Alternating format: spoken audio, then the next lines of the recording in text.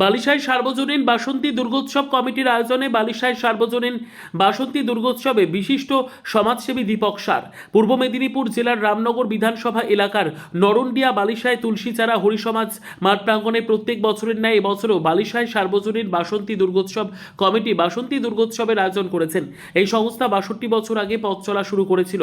গুটি গুটি পায়ে চলতে চলতে ৬২তম বছরে পদার্পণ করলো। বিগত বছর বিভিন্ন অনুষ্ঠান থাকা সত্ত্বেও এবছর ভোটের কথা মাথায় রেখে তেমন কোনো অনুষ্ঠানের আয়োজন করা হয়নি। বাসন্তী পুজোর মহানবমী উপলক্ষে উপস্থিত হয়েছিলেন রামনগর বিধানসভার বিশিষ্ট সমাজসেবী রামনগর এক পঞ্চায়েত সমিতির সদস্য দীপক সার। উপস্থিত হয়ে শুভেচ্ছা বিনিময় করেন এবং পাশে থাকার বার্তা দেন। প্রীতি শুভেচ্ছা অভিনন্দন জানাই রাজ্যবাসী সহ দেশবাসীকে। বালিশাই সার্বজনীন বাসন্তী দুর্গোৎসব কমিটির ব্যবস্থাপনায় আয়োজনে বালিশাই সার্বজনীন বাসন্তী দুর্গোৎসব 2026 আমি অত্যন্ত আনন্দিত, ধন্য, গর্বিত, আপ্লুত আজকে তাদের সঙ্গে উপস্থিত হয়ে শুভেচ্ছা বিনিময় করতে পেরে। বাঙালির 12 মাসে 13টি মিলন ক্ষেত্রে আমরা সর্বদা নিজেদেরকে নিয়োজিত করি।